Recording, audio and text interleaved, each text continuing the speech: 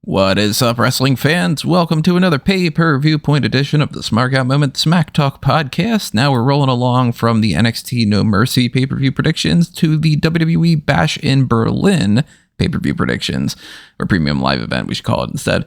I'm your host, as always, Tony Mango, joined as always by Callum Wiggins. Guten Tag. And Robert E. Fleece. I like bratwurst. Do you think anybody's going to get injured enough that they're going to need to get carted out in a Krankenwagen? That's my favorite German word that I know. Ambulance. Krankenwagen. It's great. Bash in Berlin's coming up this Saturday afternoon. It's going to start at 11 o'clock in the morning on the Eastern time zone. And we, of course, will be doing a pay-per-view point post show immediately following. But, of course, before we get into what happens during that, we need to try to figure out what is going to happen. So we're going to preview everything of the 5 matches that we feel like talking about, who we think is going to win, what the missing elements are for this pay-per-view, all that jazz. And we always want you to do the same. So we invite you to leave a comment below on YouTube and make sure that you are clicking on all the little buttons that are helpful on this channel, like the subscribe button, the notification bell for that email alert when we do go live this weekend, twice for those post shows. Also click on the like button on this video, helps us out quite a bit to boost us on the YouTube algorithm.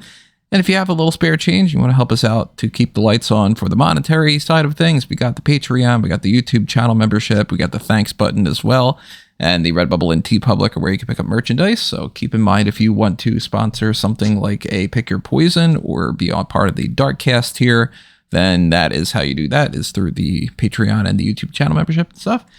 Keep in mind the Discord server is up as well for anybody who wants to just chat it up throughout the week during any kind of time frame, instead of just being limited to the pay-per-view stuff or the, posts on particular pages and all that stuff. You just, chat it up whenever. Lots of different channels there. So Bash in Berlin only has 5 matches on the card, and I think at this point we are past the point of being able to go, well, do you think they're going to add anything more? We know they're not. They just don't these days. So it's unfortunate because there are plenty of spots that could be added to this card that would make this better, and roll in some other championships, like the Intercontinental title doesn't have a #1 contender right now, but that could be kind of fun. We got the United States Championship. It's going to be defended on an open challenge on SmackDown prior to it, so they're kind of splitting the difference there a little bit. We don't have anything for the 2 women's titles, which is kind of strange that both of them aren't defended here. But instead, one of them is in action. Well, and one of them is defended in Berlin, but on SmackDown. It's another one of the situations where they're doing that on SmackDown instead, because Nia Jax is fighting Michin in a street fight. We can get predictions for that. Nia Jax is going to win. Yeah. Yeah, there's absolutely no way that she doesn't win. And for anybody that's tossing out the idea, too, that would be when Tiffany Stratton cashes in, it's way too early for that. Tiffany Stratton's not going to jump on that immediately, because it would be really weird to me if Nia Jax were to get beaten up so much in this match that it would be like, all right, well, within just a few weeks, we need to already switch to a new champion. My God, this siren outside is annoying the hell out of me. Sorry about that, everybody. I don't anticipate the United States title changing hands either, depending on who is challenging LA Knight, but I just can't picture that LA Knight's going to drop it so fast either. But predictions for that too. I mean, this could be a hot tag, but what the hell? Who do you guys think is going to answer the open challenge? Ludwig Kaiser. See, I'm thinking Giovanni Vinci. So you want to round it out and say Gunther?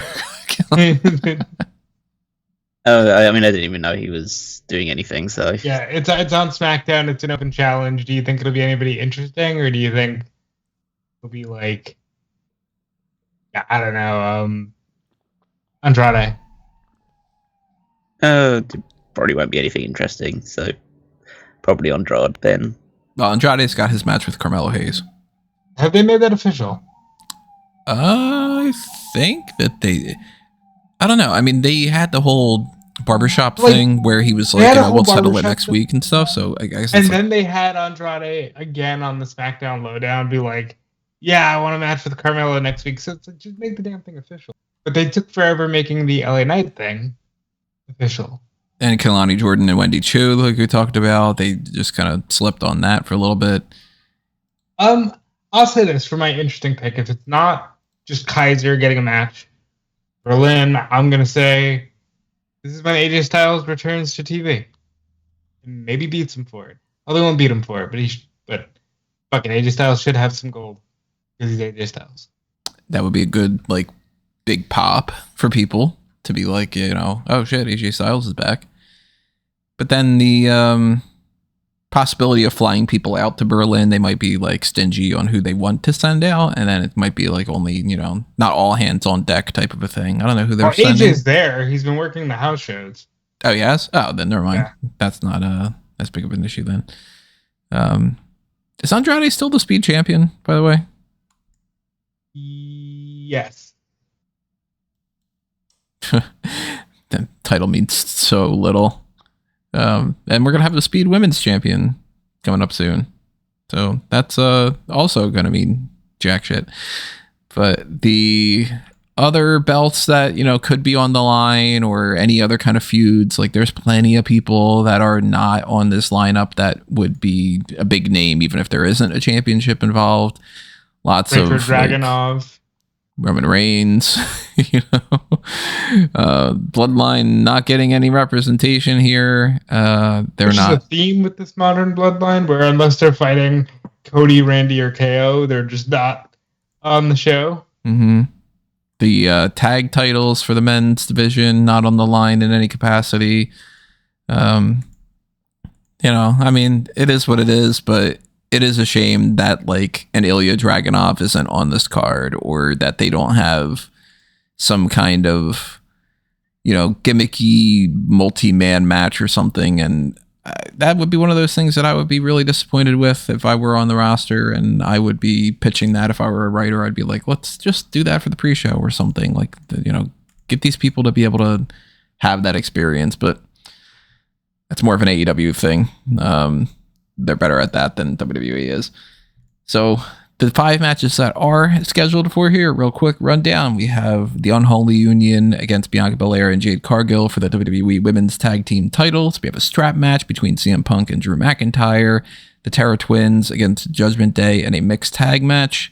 Cody Rhodes versus Kevin Owens for the Undisputed WWE Championship. And then Randy Orton going up against Gunther for the World Heavyweight title. So the general idea that I have going into this card is, man, this is such a C-level show, and I like almost every single person that's on this show. So that's like, I'm not bashing the talent, but wow, is this in your house bash in Berlin or not?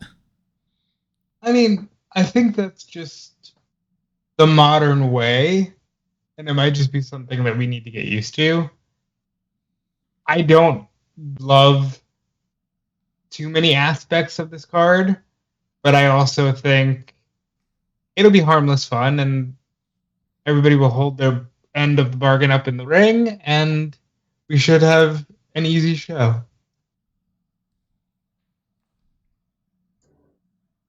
I mean, this. I don't think that they put a huge amount of effort into any of the shows they do outside of the big 4 ones, and now they're just getting tons of money from different Around countries, from around the world to Yeah. host shows here. I mean, they're going to do a big show probably in Italy next year as well. So, And they're using it as an excuse to be like, you see, it is kind of a big deal because look at how crazy this crowd is.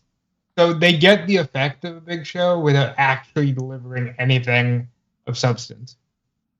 no, they can get away with just putting the 5 matches on, and there's a big crowd will show up. So at the moment, it's like WWE can't do wrong for doing right. It's the kind of opposite way of looking at it, because essentially they can just put 5 matches on a show, none of them particularly super exciting, just go, yeah, that's good enough, and then just mosey on into town, and they'll sell it out, and the crowd will go crazy, and they'll talk about how great of a show it was. So Let them eat cake. And then they cheer. But the crowd will go nuts, probably. And I'm curious to see what kind of weird reactions there are out there. If there's any kind of like chants that we normally wouldn't hear, or like, I'm hoping that it's not a supplementu for every single match, every single count, annoying kind of situation like that. But I want like a raucous crowd, and I don't think I've ever seen a show in Germany, because they did a whole video package thing where they were talking recently about like the last show that they had done, right? And it was like back in like the new gen era or something. It was an episode of it was time in Raw, and an episode of Raw that was so bad that it forced Vince McMahon to hire Vince Russo to the creative team, because it was just like, it was basically a house show. I mean, yeah, like they did the cool video package. Like it was fun to turn on SmackDown and see Brett and Bulldog and Owen for 5 seconds, but it wasn't a great show. This is the first time they're getting like a major show, and it's also been 20 plus years. I'm sure everybody's gonna be a lot more energetic than they were in '97. I'm looking at that card right now. So that was British Bulldog beating Owen for the European title. First European champion. It was Psycho Sid, RIP, beating Mankind for the World Heavyweight title. The Sultan beating Flash Funk in an 11-minute match. Okay. Rocky Maivia. Sorry, you're laughing, but like Rikishi and Too Cold Scorpio for 11 minutes doesn't sound like the worst thing in the world. No, but the Sultan against Flash Funk. That's a fair point. Rocky Maivia retaining the Intercontinental title over Vader by DQ, and Triple H beating Bret Hart by DQ. Triple H beat Bret Hart by DQ? Okay. By DQ. I thought it would have been the other way around. Somebody could have came in. It's 97, so yeah. I might be interested to go back and check that episode out if I'm like bored and get some free time. Free time, as if that exists for me. But yeah, I mean, I'm not super duper thrilled about this pay-per-view. I do think I'll enjoy it well enough the way that like every show is at this point. But what makes me happy is that we don't have 3 hours worth of a pre-show leading into it. So it's going to be from... Oh God, did they add to it? It's a 2-hour pre-show. I mean, it's still too much. It's 2 hours? I thought it was... It starts at 11. It starts at 11 and then the pay-per-view's at 12. No, the pay-per-view's at 1. Oh, God damn it. All right, well, there goes some of that. I think. I'm going to check now, because... No, you're probably right. I mean, I appreciate that confidence. But just yep, at 1 p.m. All this pre-taped interview, Kevin Owens talking about how he does want to win the championship, but he doesn't want to get the title shot the way that Cody gave it to him and all that. I don't need this at all, but I guess I'm going to have to watch it. So, it's so funny that you say that, because like from my perspective in the news sense, we usually end up getting like 3 or 4 articles out of those things. Like you do end up, it is like newsworthy in that sense. Yeah, but would you rather not watch that and get the news during the pay-per-view itself? Yeah, I mean, yes, of course. Yeah, like, so that sort of is how it is. And by the way, just because we're talking pre-shows, I see nothing wrong with having a 2-hour pre-show where a talent debuts. We weren't on the All In podcast, so I'm just gonna say it. Jamie Hayter debuting or returning on the pre-show didn't bother me, because it was like cool, awesome to see her back. Yeah. What did you think about that, Cal? I mean, I expected her to return. I was already anticipating that some sort of segment was going to happen when Saraya would come out and try and take over the show, and Jamie Hayter would come out with her. That was I expected it to happen, so it was cool. As soon as Saraya came out, I was probably one of the only people that was actually excited, not because she was there, because I knew what was going to happen. So that's exactly what I did. People are like, "Why is she coming out?" I was like, "Well, Jamie Hayter time." Like that's exactly why she's coming out. How was it being in the crowd where nobody gave a shit that she was there after last year winning the championship? I don't think. I mean, the crowd gave a shit that she was there, but they gave a shit inside the case of get the fuck out of here. We don't. we don't like you, but at least you lean into it. I don't know, like going forward, if this unproblematic. Yeah, Boy, I'm your unproblematic queen. That's a choice. Yeah. So very much going to lean into stuff that everyone already kind of hates her for. So we'll see how that all pans out. I mean, I'm kind of hoping that she just gets squashed by Jamie Hayter in 3 minutes at All Out, and then is on the road back to WWE. I mean, it'd be even better if that wasn't even at All Out. Just get it away with on Dynamite. Oh, she's facing. No, you don't. Facing No, Harley she's Cameron. facing. Harley. I assume Dynamite, she'll get the match in Chicago. Yeah. Just do it next week. Don't waste my time. You wanted to get into WWE that quickly? Like, I understand. Yeah, you want her on Bash in Berlin, do you? In the grand scheme of things, I'm totally fine with her being in WWE if she signs the Legends contract and I don't need to see her wrestle. You know they won't do that. I want everybody to sign a Legends deal with WWE and then not be used if I don't want to see them necessarily. And then they can all just be in like video games and stuff for those people and, pop up once in a while for a little thing. But yeah, I'm not clamoring for that. But I'll tell you one thing else that I'm not really clamoring for. That's the women's tag title match that's on this show. The Unholy Union is just going to drop those belts back to Bianca Belair and Jade Cargill. And that's not like a wrong decision by any means. Like, I think that is the right way to go about this if that is the title match that they want to do instead of doing something else.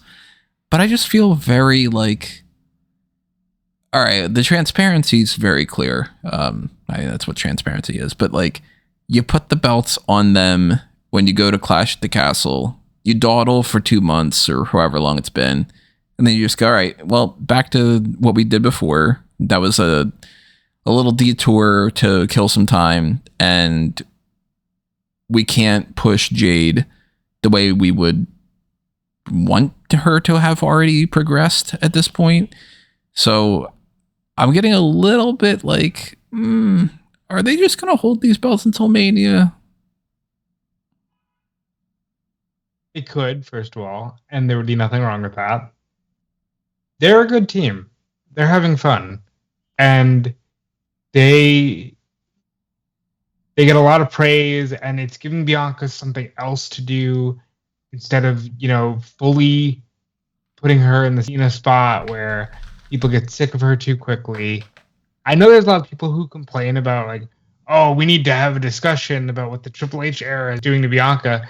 Like, he's just not making her work singles matches like crazy. Like, it's fine.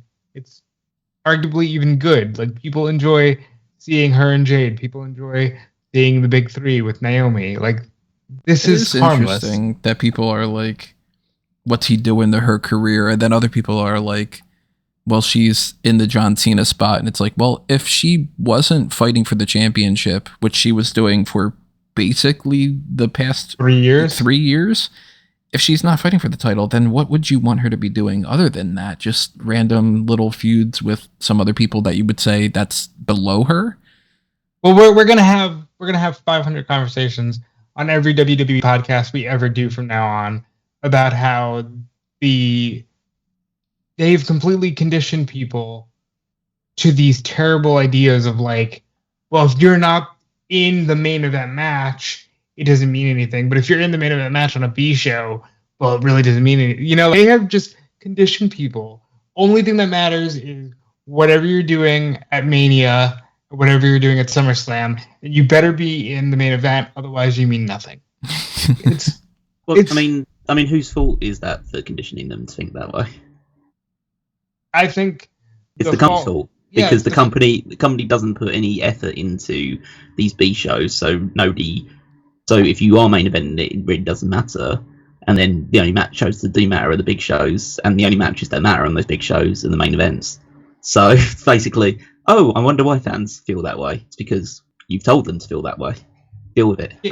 Yeah, but they need to like start the process of conditioning them to something new, and then people to like unlearn that, because it just hurts everything. Like, we grew up, specifically, Callum and I grew up in a time where it wasn't like, oh man, I can skip Unforgiven. It was like, okay, something might happen on this show. Every show means something. And I think you'll find that a lot of people that didn't start watching wrestling around about the times that, well, at least around about the time that I did, had already left by the time that those Unforgiven shows had turned up. So I would disagree. I mean, at least from my perspective, I know you're watching before I did, but when I started watching wrestling, pretty much everyone that was watching wrestling beforehand had gone away. It was like it was really starting to. I mean, there's a reason why everyone looks back on the Ruthless Aggression era and tries to big it up, but it's a period of like one of the biggest decline periods in WWE's history. And I mean, the issue is that like shows like this, just going for the show in general and then putting these sort of matches on, isn't going to change that perspective. And the Bianca thing in general, it's a case of, well, again, just don't listen to idiots on Twitter. Because at the end of the day, they're to say like, oh, we get too much Bianca, and now they're the other ones saying, oh, Bianca's like, she's down in the tag team division doing it. But basically, what they should be doing is, if she is going to be the female John Cena, then you know what, John Cena was pretty damn successful. Yeah, there's nothing wrong with that. Well, so here's the devil's advocate argument of this whole thing about like they need to train the audience to feel differently and all. They are trying to do that, but they're trying to do it too fast. And that's why we went from like every pay-per-view should have the most important matches to it, and then the big shows should have even more important matches, and then Mania should be like top stuff from top of the bottom of the card to the top of it, to them being like 5 matches, and it doesn't matter if all the belts are on the line or whatever, as long as there are big names on there. Because if you think about it, if you didn't pay any attention and you didn't watch wrestling beforehand, if you started to watch WWE specifically, the Monday Night Raw after the last pay-per-view, and you looked at this card, you'd be like, oh wow, this is a big card. Because if you're not trained to know what all the other kind of elements were beforehand, you're like, well, the women's tag titles on their line, and Bianca's a big name, and Cargill's on a big name, and they're going to probably win the title, so we'll probably get a title change. Oh, that big Drew McIntyre and CM Punk match is going to be a strap match, and they're going on. We've got this, the Liv and Rhea thing, like that's going to be a mixed tag. We don't see that often.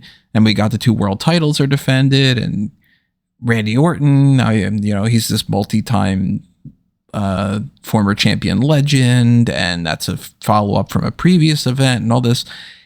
It sounds like it's a big event if you just started watching a couple weeks ago, but if you've been watching for decades, then you're like, yo, come on, you could do more than 5 matches, and you could do titles on the line instead of mixed tag matches, and you could do this and you could do that.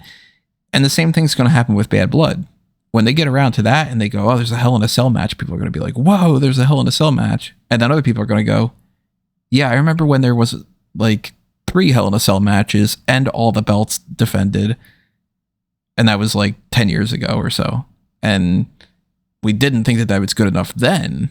And now you're doing that. So like, it's kind of the same as when they do the thing with the draft, and like when they split the brands, where they start off and it's like, okay, we're gonna have these separate cards, and then everybody goes, this is so great, there's so many more opportunities for talent, and then within a few weeks they end up being, or a few months, they end up being like, I mean, the star power is not great.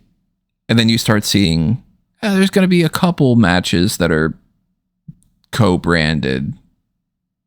And then they go, oh, they're all going to be co-branded. If they were to slowly transition into this, like, more, hey, you're getting 10 plus big names, 5 matches, and if you didn't start watching it until a few weeks ago, you would think that this was a great card kind of thing. And if we didn't have that whole preamble of our fandom prior to that, probably wouldn't be complaining. But since we know that's the case, hey, Unholy Union dropping the tag titles, I don't really care. If that's the only title change that's going to happen on here, and that is my prediction, by the way, then that's the big moment. Okay. Well, sure. That's a hell of an episode of Monday Night Raw then. And I do think that is going to be the only title change that's going to happen. Not to spoil my predictions, but I am fully expecting Bianca Belair and Jade Cargill to win these titles. I think that they are not confident enough yet with Belair splitting from Cargill to do some kind of a feud with them, or they just do want to drag this out a little bit, because it's not like we are, 2 months away from WrestleMania anyway. And you figure if they've got, the next couple pay-per-views coming up, we know some of what they're probably going to book, because it's just pretty obvious that, Bad Blood's going to have a Hell in a Cell match. Is it Roman versus Solo? Is it Drew versus McIntyre? Or Drew versus McIntyre? Is it McIntyre versus Punk? Is it some other kind of maybe it's not even those? I highly doubt it. I think it's probably one of those two. But we got Crown Jewel, we got Survivor Series, then we start getting into Royal Rumble, Elimination Chamber, WrestleMania type. And I don't know. I mean, I was kind of hoping that if they weren't going to go with a world title situation, that they would have brought out those women's mid-card titles by now. I don't think we need to rush those either, and for the record, yes, I also think Jade and Bianca are winning, and it likely will be the only title change on the show. But I think, it's not, like you were saying, it's not a bad thing. It's just when you're in the middle of that constant discourse, and then you have your own memories, you will start to feel a certain way about it. Mm-hmm. I'm assuming that it's all three of us for the tag situation, right, Callum? Not especially. Well, I think that this would be just a perfect opportunity for just Jade to just hit Bianca Belair and walk out of the team.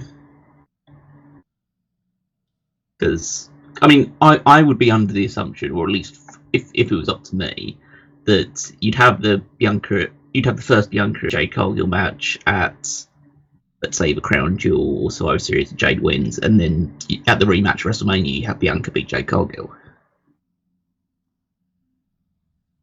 That would essentially be the route that I would take. So you have to have Jade turn on Bianca before that to lead up to that first match. And you think it has to be Jade as the heel? Well, yeah, I think so. Because I think that Jade isn't likable.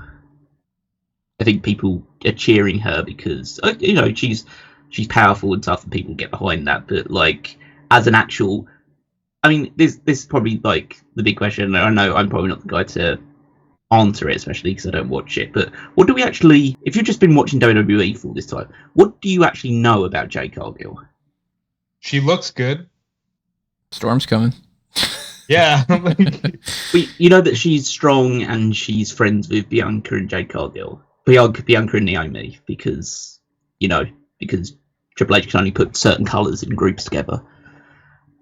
So I think that's all you know. You know there's a mum because they've done some bits and pieces, like some video packages about that, but there's nothing actually about her as a person, what her motives are, what her personality is.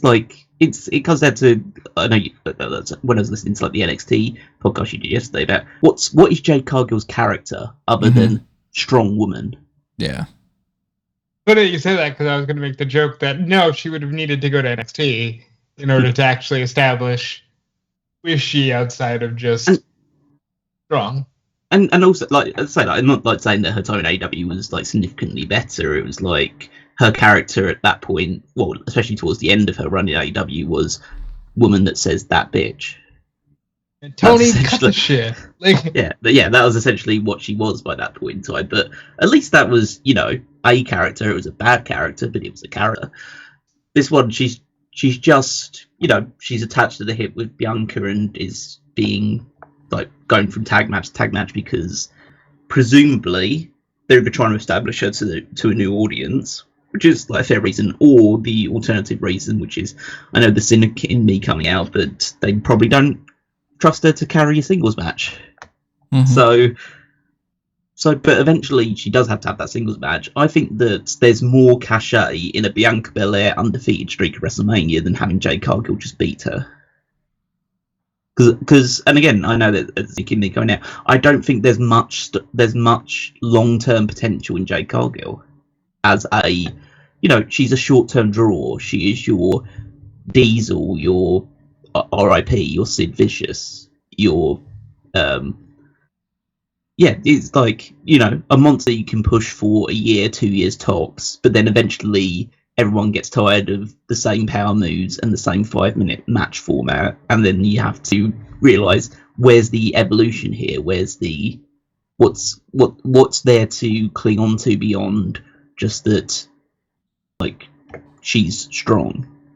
There needs to be a bit more of a hook to it. I just don't think that, both from my time watching her in AEW and in the short fits and bursts I've seen her in WWE, I don't know whether she has like a third gear. I think in AEW she was a benefit in that there was no one like her in AEW, and she felt like AEW's homegrown, kind of. You know what I mean? Well, yeah, and in WWE there is someone like her, and she's paired with her. And that person she's paired with is significantly better than she is. I think they're similar ages as well, so it's not even the case like Jade Cargill's the young and up and comer that's going against, like, that's going to replace Bianca one day. It's a case of, no, they're pretty much the same age, and so I just don't think that, even if they, I probably would still, if going with the actual predictions, I'd probably just go with Bianca and Jade, because it's probably a safer bet in a straight 2-on-2 tag match, because the only other alternative is that they lose via they win via DQ or something like that, and that's the only way that the Unholy Union realistically keep hold of their titles, because they're not going to pin either Bianca Belair or Jade Cargill. So realistically, Bianca Belair and Jade Cargill are going to win. The only question is, in what format, in what style, and does that mean that they win the titles or don't win the titles? And I think that if they were going to do a non-title switch situation, then they would have just continued that on SmackDown. I don't think that they would have. They already did that. They right. already had them fight on SmackDown, and Blair got involved. So I think they have to win here. Right. I do that. If Jade turns, I think it has to be as a result of a loss, and not the loss as a result of Jade turning, because right now there's no reason to turn. But if they lose, Jade can go, all right, this isn't working for me anymore. We lost twice. Get away from me. There is a part of me that's thinking that the clock is ticking for what they would want to potentially do going forward with a lot of other things heading into Mania, and that I'm like, if they're not going to create women's Intercontinental and women's United States titles and then have like Bianca and Jade fight over that for WrestleMania, then realistically, like, it's probably Charlotte Flair versus Tiffany Stratton at Mania for the title. No. It's Charlotte Bianca. Bianca beats Charlotte. Jade turns on Bianca. After that, they go and fight and have their singles feud as a post-Mania thing. Also, I will say that there doesn't have to be a title involved for the Jade and Bianca thing if they are having their match at WrestleMania. No, it doesn't have to. But okay. I think if there isn't a mid-card title, that there's more of a chance that they are just in the tag title situation. Oh yeah, I think there's a very good chance that they're just in the tag team scene for the rest of the year, pretty much. But there's no reason why women shouldn't be able to just have grudge matches at Mania. That's becoming an even greater pet peeve of mine, where it's like, well, they can't just have a singles match. Yes, they can. The men do it. There's literally 5, random grudge matches on the Mania card every year for the men. They could do it if they needed to. It's big enough. Because obviously it's not going to, nobody's going to give a shit if it's Zoe Stark versus Kaden Carter. Yeah. I think Charlotte comes back really soon, beats Nia, gets immediately cashed in on by Tiffany, feuds with Tiffany, maybe until Rumble, beats Tiff, and on to Bianca Charlotte. So when do you think that they drop the women's tag titles if they win them here? With respect to the titles, much like mustard, they can literally drop it at any point between now and then, because they could even use it as a device, like Charlotte cost them the titles or something, you know? Because there's actually not even any team that stands out to me as like the next in line that could potentially beat either of these teams. Well, there's the PFC. I don't think anybody cares about them. I think there's some teams. I think there's, they're building Fatal Influence over on NXT, and the women's tag titles. The women's tag titles have never been the strongest, contended for titles. It's always just Shayna and partner versus insert team here. I am jumping ahead to say my prediction for this is, of course, a title change. And I'm also going to put it out there, unless something happens that changes my mind, of course, which we got many months that can happen, that Bianca and Jade are going to be defending the titles at Mania in like a four-way or something. Yeah. And it'll be as bland as can be when it comes to that. And we're all going with the title changing hands, I think, right? I'm going to say... I'm going Bianca Jade winning. Yeah, not necessarily the titles, though. Yeah, like that. And hopefully Jade doesn't wear a ill-advised football jersey for this for this match, like she did at a recent house show in Germany. What did she do? Go on. So she wore a Borussia Dortmund, which is a club, one of the bigger clubs in Germany's shirt, because she assumed that, we're in this area, I wear one of like the big football shirts, not knowing that the area in which she was going out to are very anti Borussia Dortmund, and so she was just booed out of the building at the start of it. So, so yeah, maybe choose a better wardrobe choice. They're going to Berlin, so I would presume to go with the, but definitely don't go with a Bayern Munich shirt. You should probably go with a Union Berlin one. That would probably work best for them. Hopefully, somebody backstage has told you this. I don't think they care. I mean, if it was up to like Vince, like 2 years ago, Gunther would be coming into this show with like a red patch on his arm. Mm-hmm. Good old Gunther Stark. Yeah, it could be worse. Look at what JBL's done, right?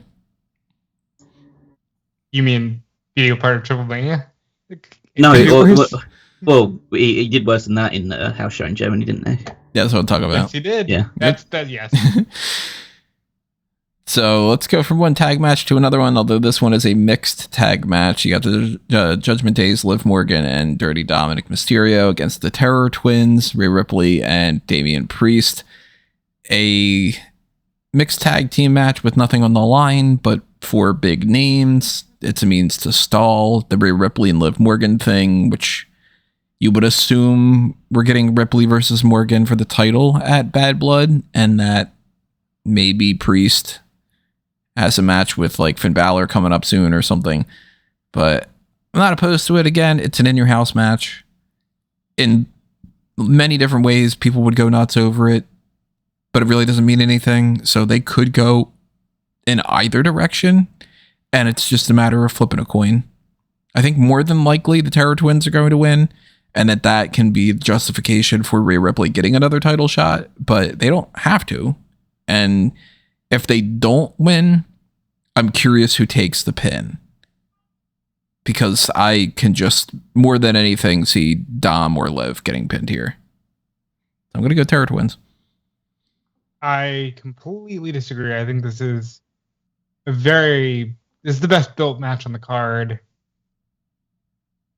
With the, if you just shut your brain off to the, hey Damian, I understand you wanted to back Rhea, but why aren't you kicking Finn's ass first. You know, I think this has been one of the most important stories on Raw, in the sense that people care about these characters. They care about the story. It feels like Terra Twins have to win here, but I kind of want to see Judgment Day win. So I'm a bit torn, but I think ultimately I would go Terra Twins.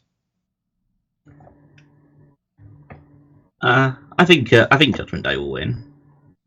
The reason for that being is that Finn Balor's not involved in this, and he can cost Damian Priest or distract Damian Priest to allow. That's also true, yeah. That's a good point.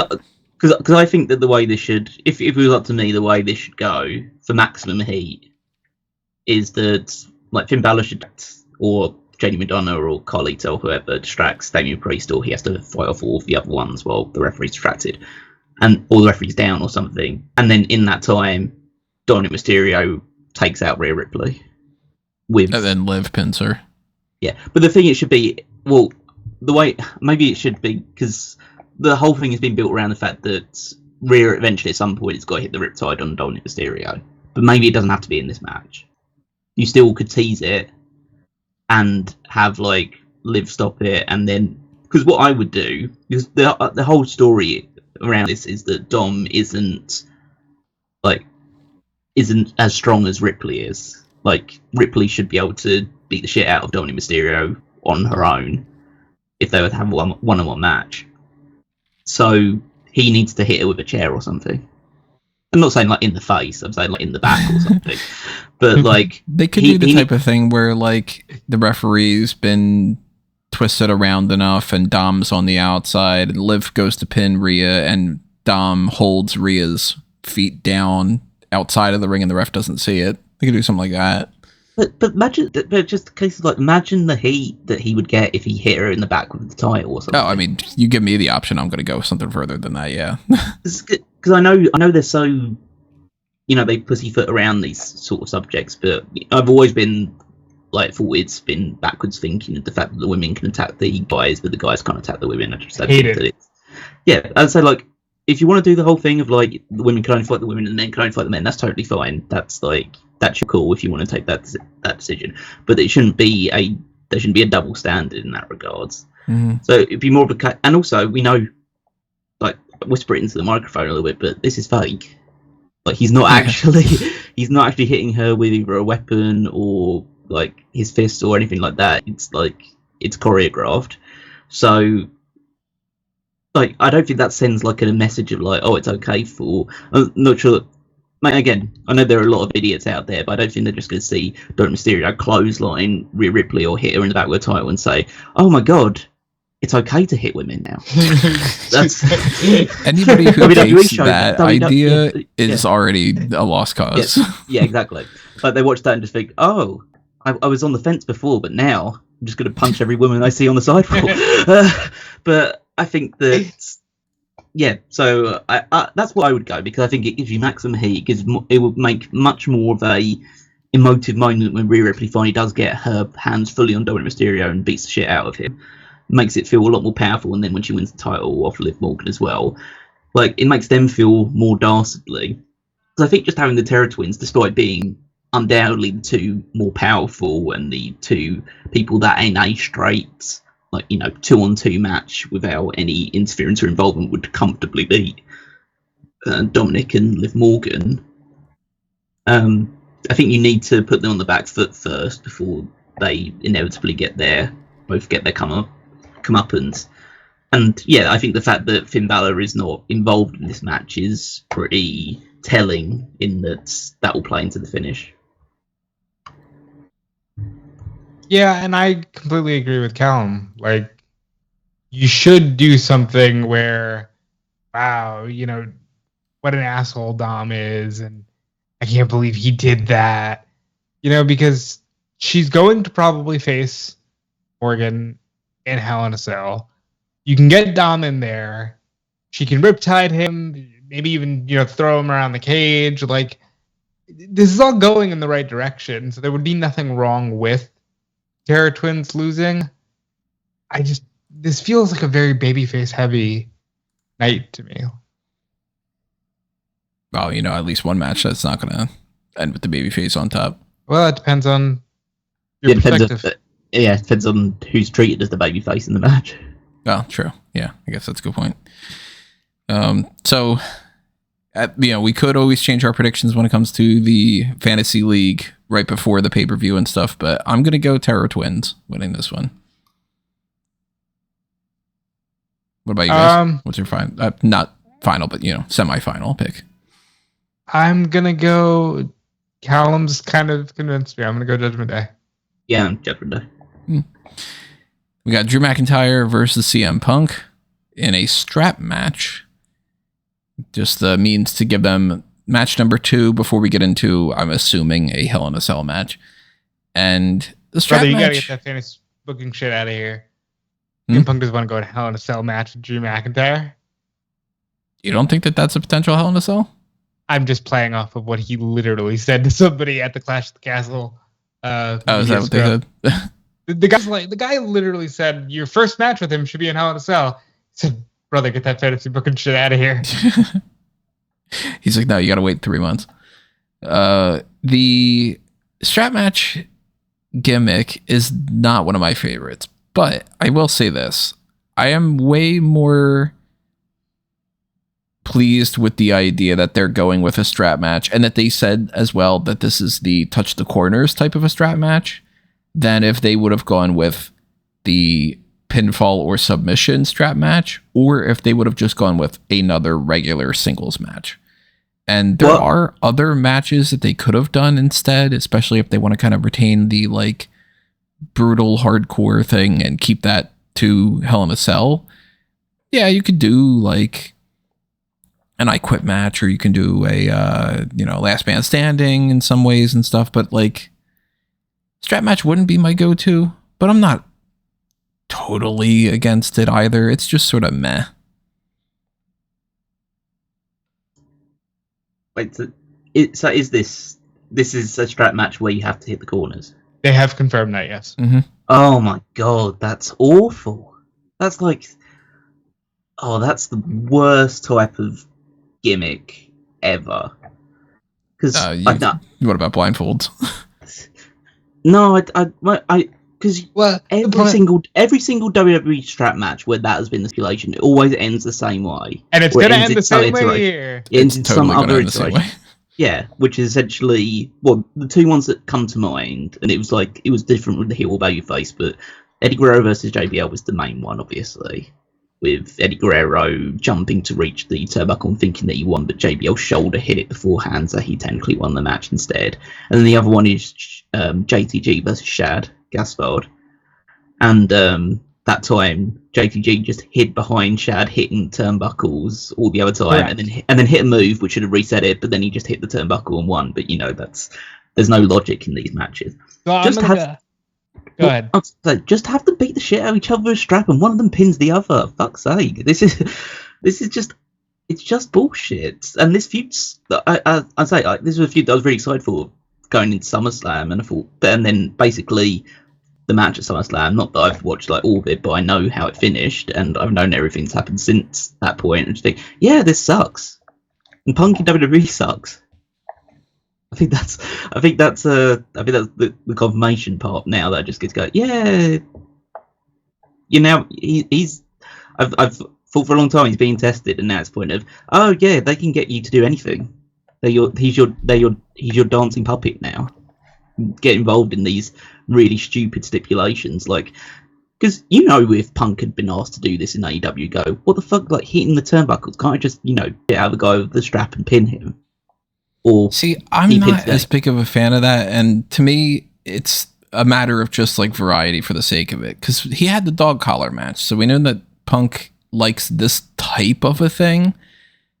And my defense for it is, if he pins him, I don't feel like I need to watch another match.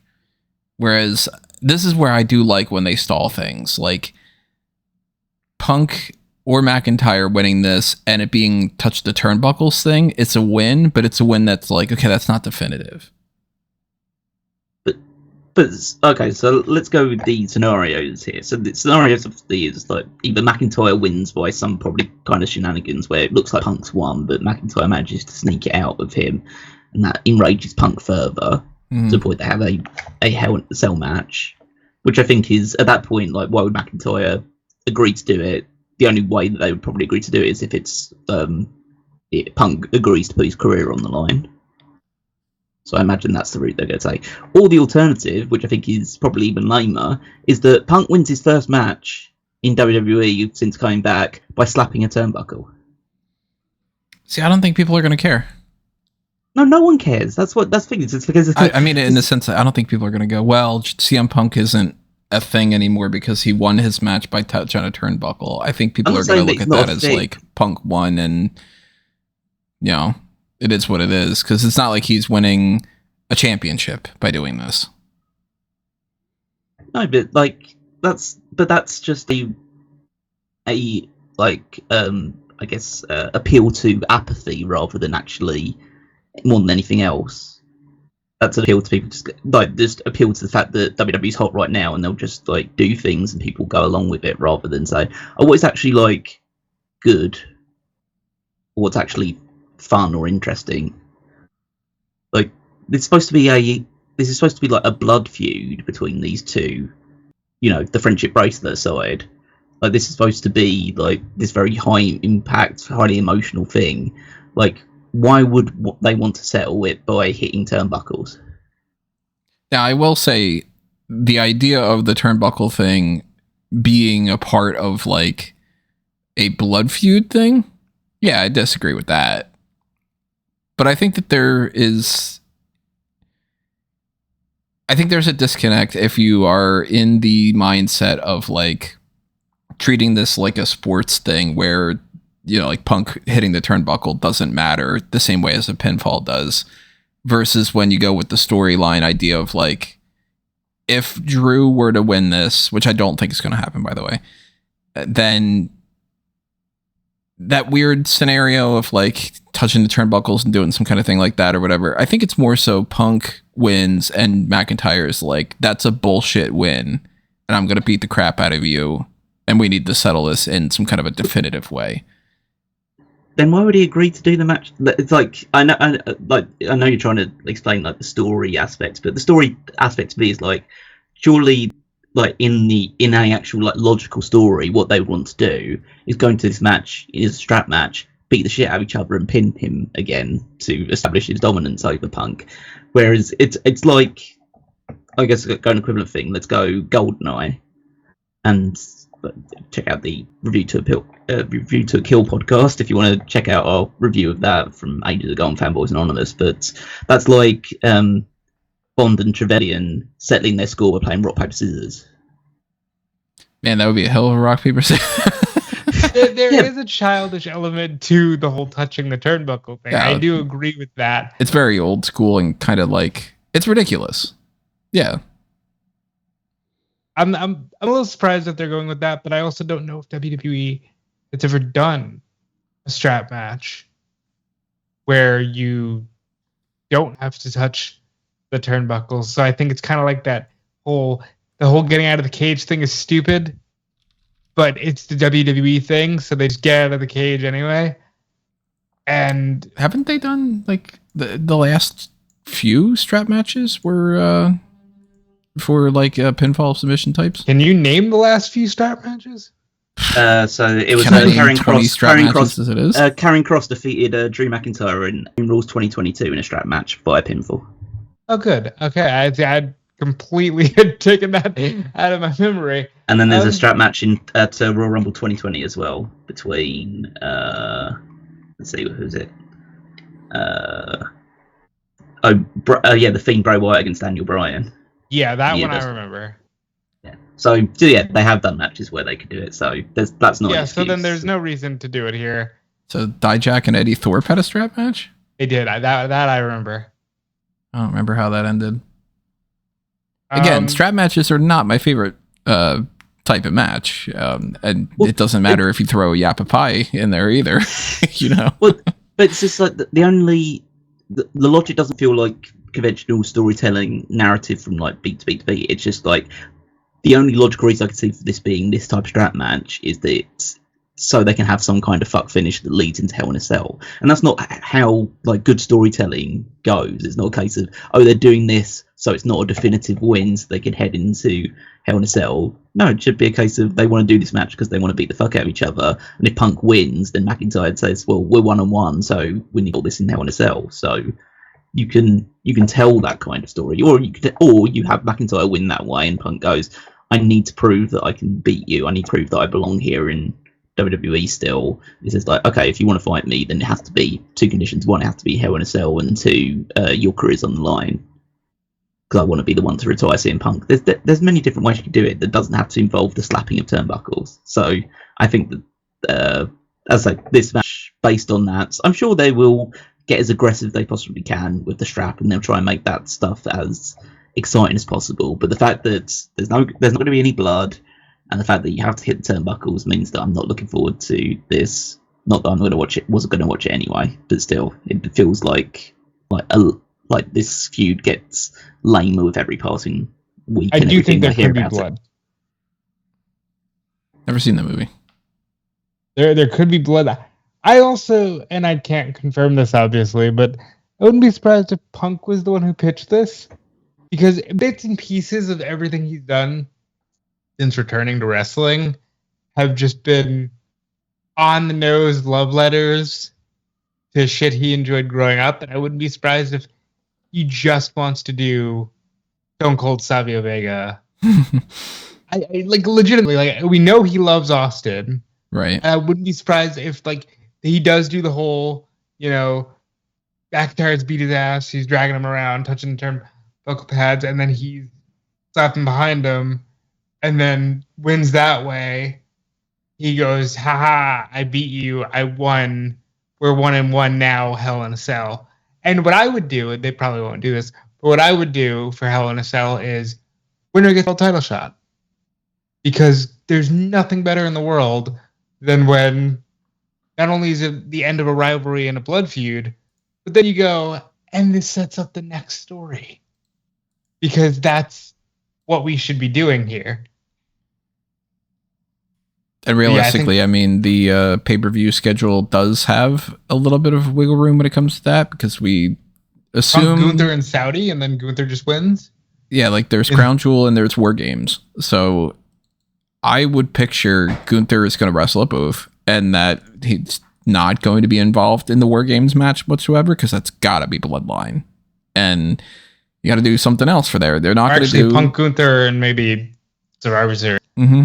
If Punk wants to skip Saudi. Yeah, it kind of depends. And it also just sort of depends on what they want to do with Seth Rollins in the meantime. Because, eventually Rollins is going to come back and he's going to fight with Bronson Reed for a little bit. Bronson Reed at Bad Blood, probably. Maybe a rematch at Crown Jewel. Oh, depending on when Seth is going to come back, too. He might only be back in time for Crown Jewel. Sure.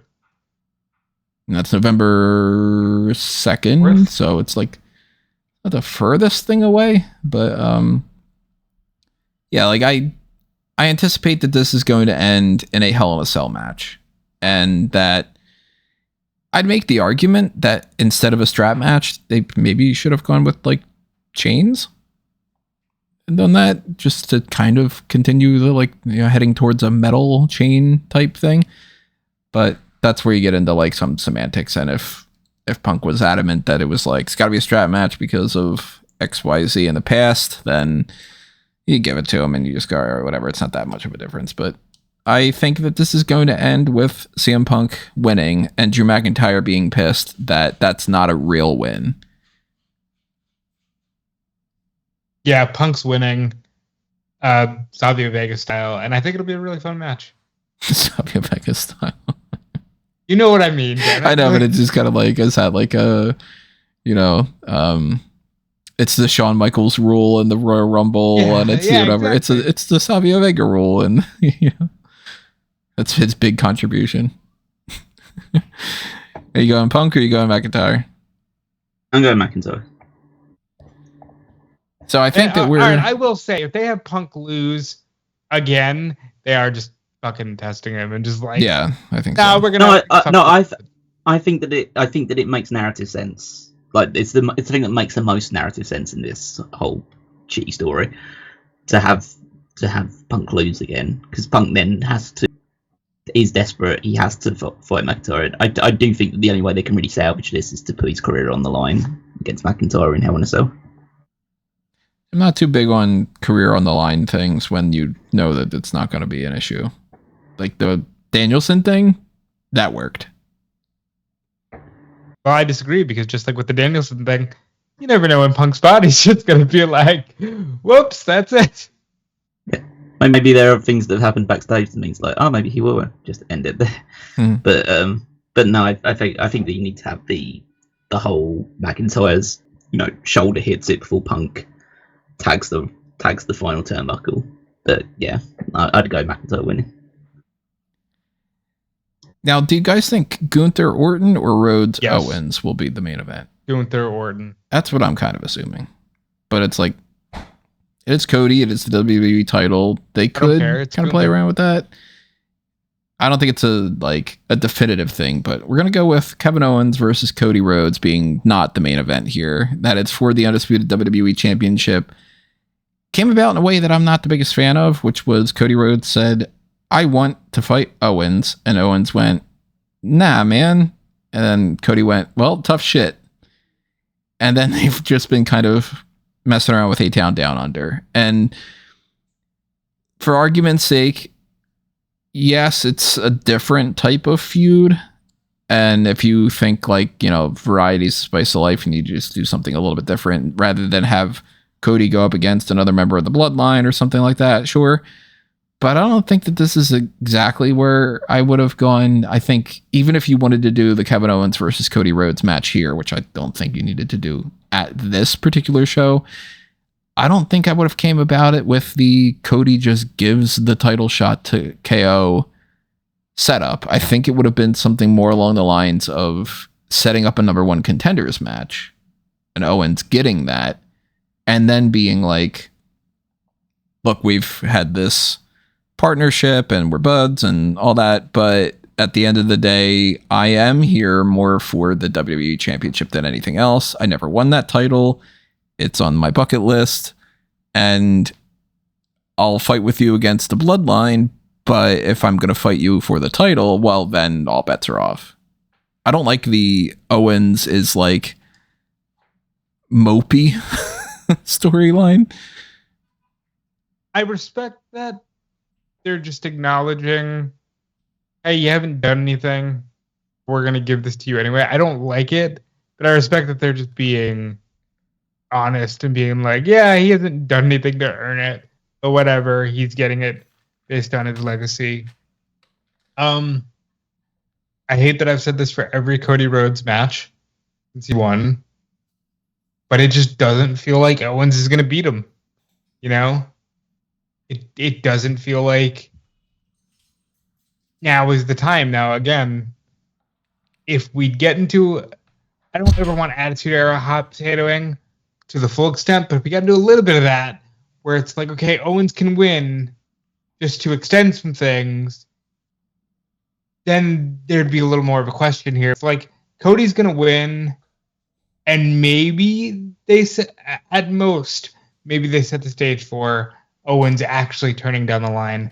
But I kind of, maybe I'm wrong, but I kind of think Owens might be a forever babyface going forward. I don't know if I'd go that far. I think he can and should turn heel here after losing. I think that's basically the way this is built up is very much akin to Owens' character, which is essentially he's the one guy that knows every wrestling trope. Yeah, I do like goes that. Along with it. So basically, he's now for this wrestling trope of, this match isn't like, I don't deserve a title shot, but I'm gonna have it. I'm gonna get it anyway. So I think that, I don't think there's any real chance of Owens winning. Like Cody will retain the title.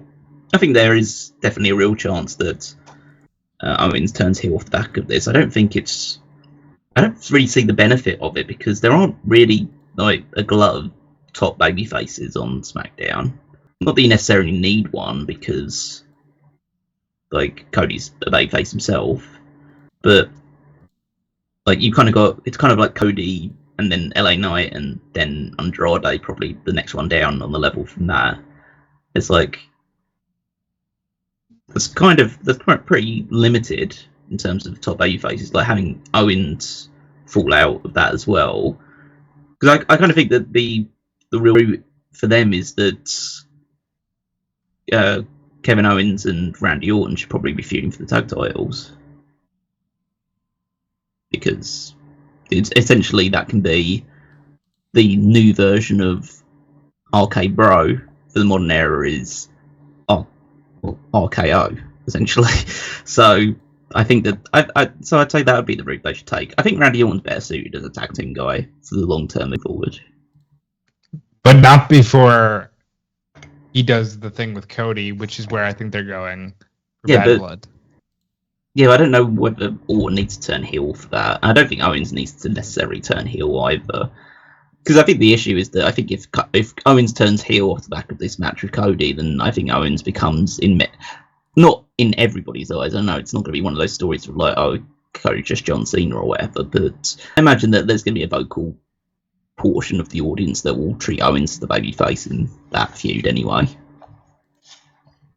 Because he's one of those, like, you know, as Rob says, one of those legacy guys. He's been around WWE for a long time now, and he's never been given his real due. He's had like one run with the Universal Championship, which he was basically a bit part character for most part of it, overshadowed by Jericho in the list, and then got squashed by Goldberg to drop the title before WrestleMania. So everyone kind of looks at it like, oh, you've never actually really been given a shot as the top guy.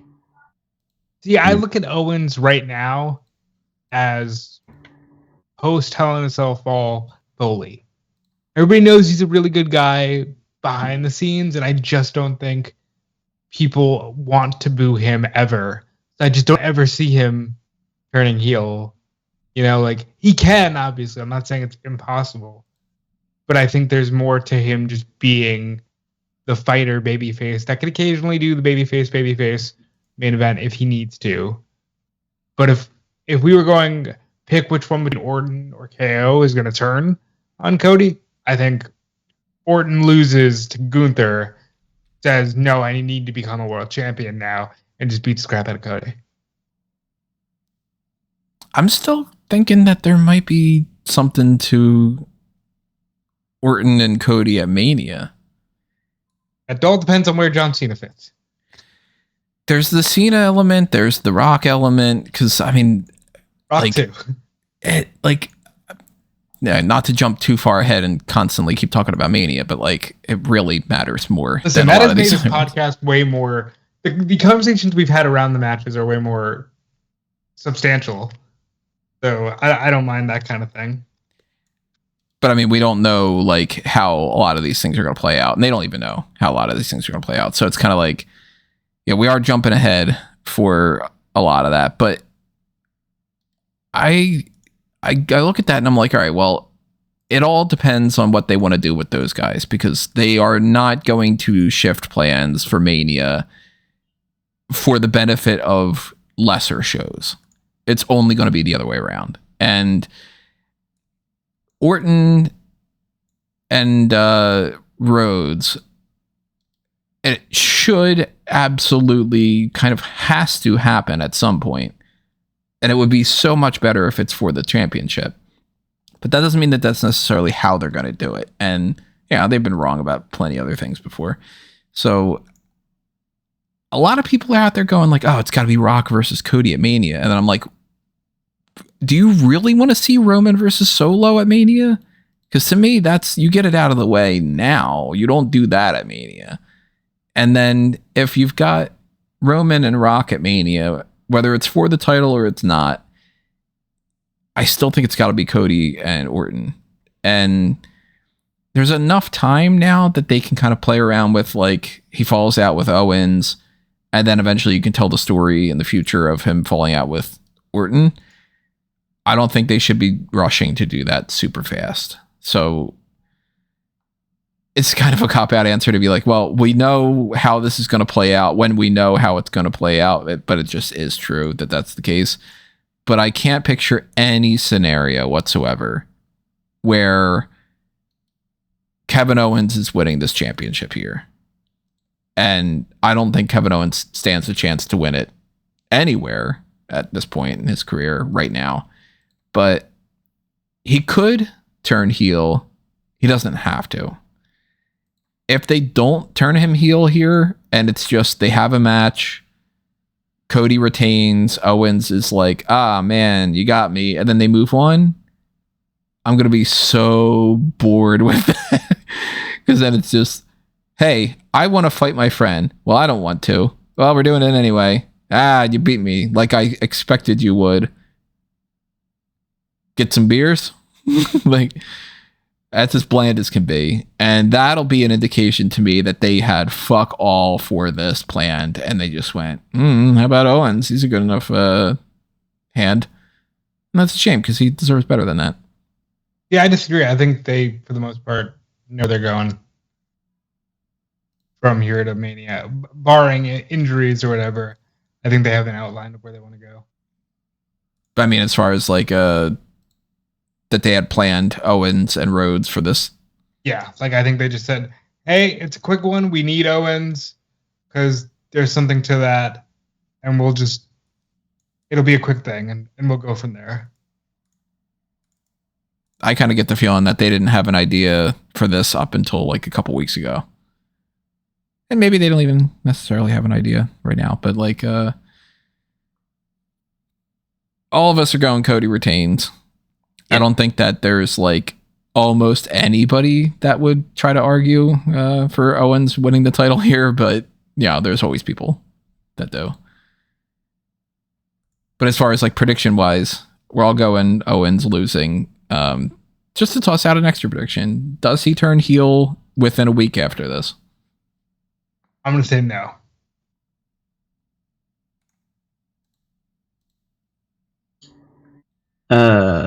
No, I'd say no.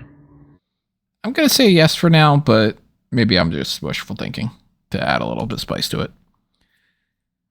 But then we have Gunther versus Randy Orton for the World Heavyweight Championship. This is coming off of the botch that happened at King and Queen of the Ring. Randy Orton says, according to Triple H, since he didn't actually get pinned, then he is worthy of having a title match whenever he chose, and he decided to choose this. Not my favorite setup either, especially because that certainly was not how this was planned in advance, but, you know, I like that they can kind of take something and try to make something out of it, so it could be worse. But I don't have the best faith that this is going to be a kick-ass match based off of their previous match. And Gunther retains definitively. There's no chance that Orton wins the title. Yeah, I mean, I'll give Randy credit for this. I liked promo on Raw about why this means something to him, about how, you know, he became the youngest world champion, and then later in his career he had the opportunity to retire that belt, and then when they created the new world title, he was on the shelf, and he feels like he's kind of owed the chance to win this. I thought that was really effective for something that has largely kind of been like, yeah, you're not beating me for my title in Berlin, Randy. So I already kind of said what I think is going to happen. I think he's going to lose and then say, fuck it, then I'll go after Cody. But I think it should be a fun match. I'm not going to say great because I saw the Saudi match. It wasn't good. But maybe Randy's going to pull it together for this one. Yeah, I mean, I think the match would be fine, but Gunther is capable of so much more than fine, and it's just Randy at this stage of his career, in the kind of shape that he's in, can't be delivering the standard of a match that Gunther could have with a guy like an Ilya Dragunov or, you know, like I'd say like a good 50 to 60% of the roster will probably have a better match with Gunther than Randy Orton can. You know, you'll be technically proficient, but it's going to be pretty dull. And so I think the likelihood is that obviously Gunther retains, but it'll be interesting to see what the crowd reactions are like, because Orton is treated like a god everywhere because of how long he's been there and the service to the company. So I think that, yeah, the crowd split will be quite interesting, but I just can't see any other result than Gunther winning definitively this time.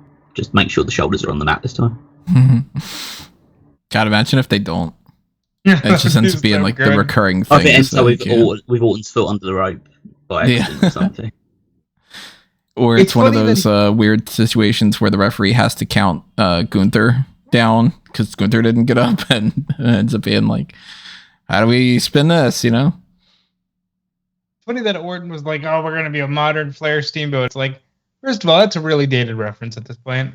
Mm-hmm. Like, you can compare it to other things, but I don't know if Orton is capable at this stage of delivering a Flair Steamboat level match.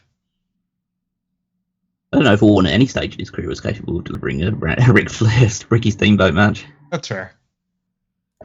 Now I'll toss out a little bit of a shade in the opposite direction. I don't know if I would care to see that match nowadays. So, well, the Ric Flair to me is not as great in the ring as the legend of Ric Flair is to most people. When I look at Ric Flair matches, I'm like, yeah, all right. Like, it doesn't do much for me. My opinion of Flair as a performer has gone down drastically over the years, where I don't see what was so great other than that less people were doing that at that time. But I don't think this is going to be an instant classic, and I don't anticipate that this is going to be some kind of like massive switch up from King and Queen of the Ring, where it'll be like, oh, this makes up for the errors there. I think it'll be fine, and we'll just move on. Like, no big deal in the grand scheme of things. But ending this pay-per-view with Gunther on top could be how they plan on doing that. Maybe they want to do the Cody thing just because it would be a little bit awkward to have Gunther be cheered at the end like that, and they might want to try to play around with that a little bit. It's fully what they're expecting. I mean, they definitely are expecting it, but I don't know if they would want that to be like how this pay-per-view ends, you know? I could see them going with the Gunther thing earlier in the night. Wouldn't shock me. But of course, we'll figure that out when they plan this whole, like, you know, setup a little bit more.